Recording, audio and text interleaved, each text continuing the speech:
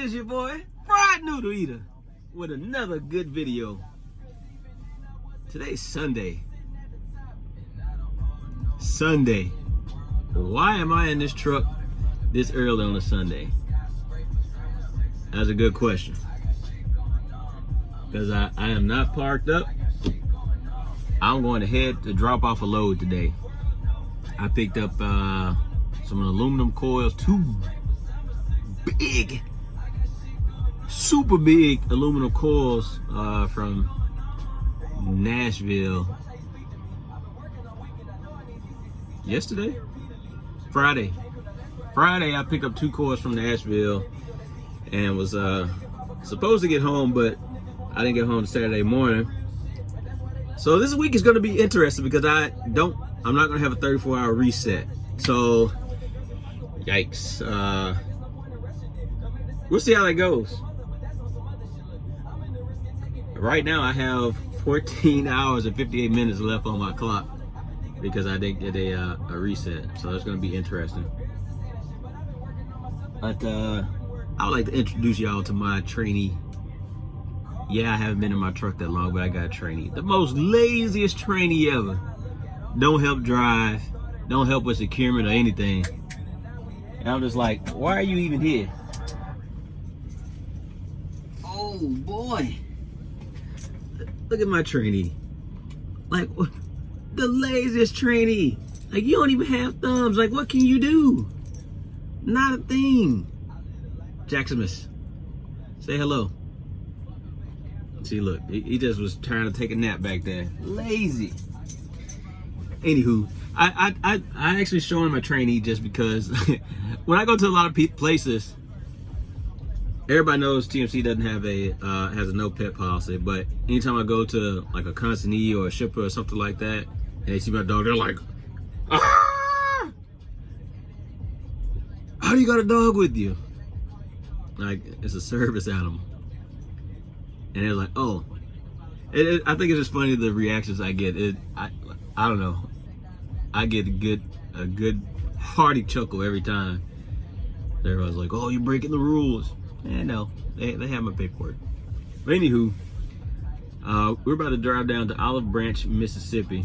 I'm actually parked over in West Memphis. Since I'm actually from Memphis, I was able to spend some time with my family for my dad's birthday and Father's Day and stuff like that. So I'll drop off the load today and come back and wait for a load tomorrow. Like I said, that's going to be interesting because 14 hours left on the duty cycle.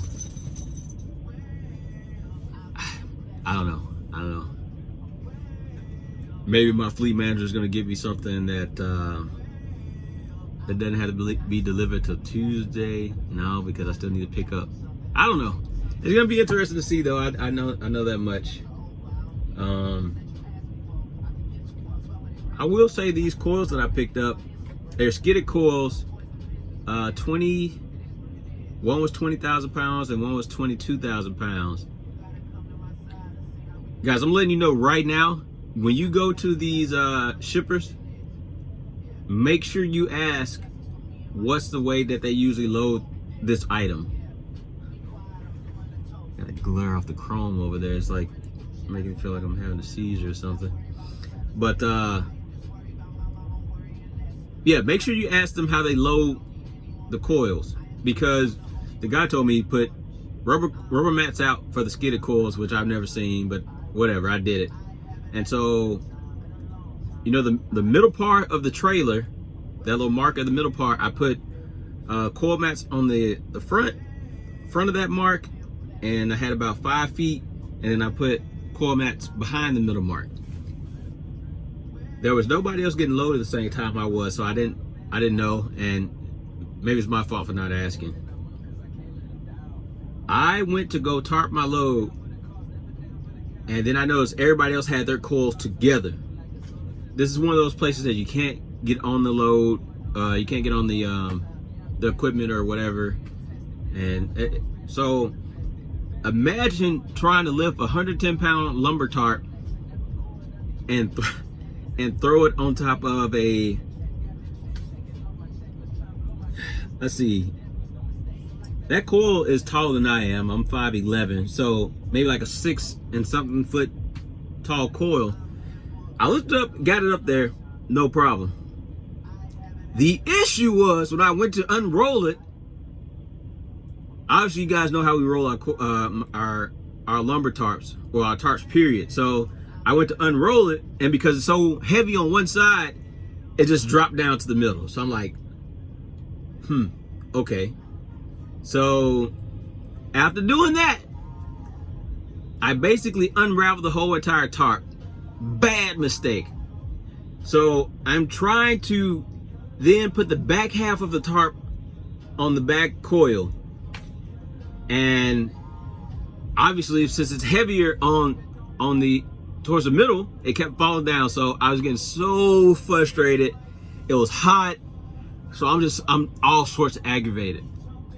And then because I'm a thinker, I go and get 2 of my chains.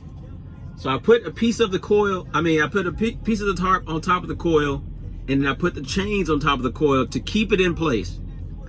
So it worked out perfectly because then it had weight on it and I was able to pull it back over the second coil. Now the issue was to get it back over the first coil. So I was trying to do the same thing with the chains, but obviously since it's already in the back, I don't have that space in the middle anymore. At that point I gave up. I tried for like another 10-15 minutes, and then a guy from Jordan, the Jordan Trucking Company, the red flatbed companies, he was over there securing this load. I was like, hey bro, can you help me please? And so he came over there and helped me, and we was able to get the tarp over top of the first coil. And it was pretty interesting, man. I wish I could show you guys how I got this set up. I might take a picture and before I upload the video and use it as a thumbnail or something like that. But it was annoying. By far, this load, and I got another load,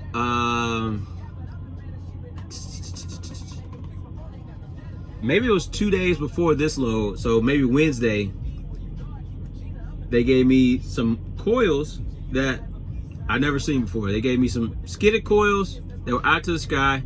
I had 3 stacks of those.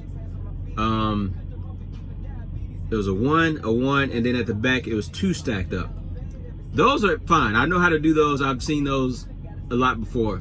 But in the front, they had this black metal rack, and it had 4, I don't know, maybe 4 3-inch coils, 2 on this side, 2 on this side, and they were just standing up.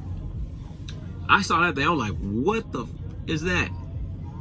I never secured anything like that before, and luckily it was another TMC guy who had secured something like that, and he told me what he recommended.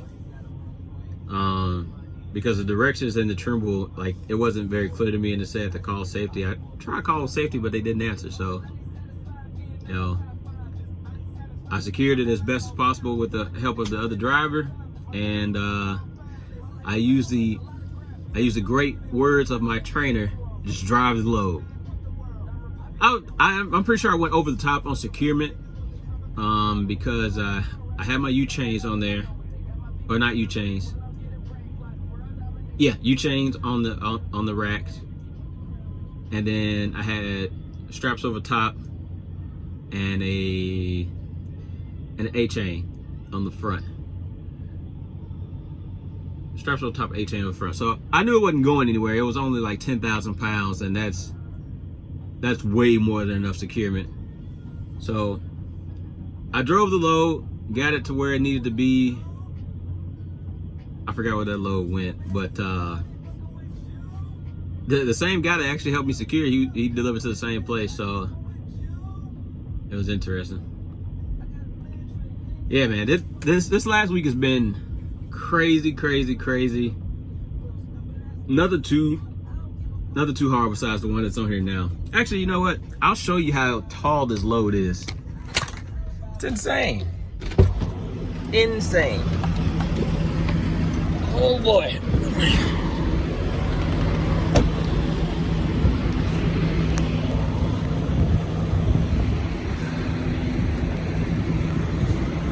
So this coil may be right at 6 feet. I said I'm 5'11". My hair right at 6 feet. And Jesus. Oh.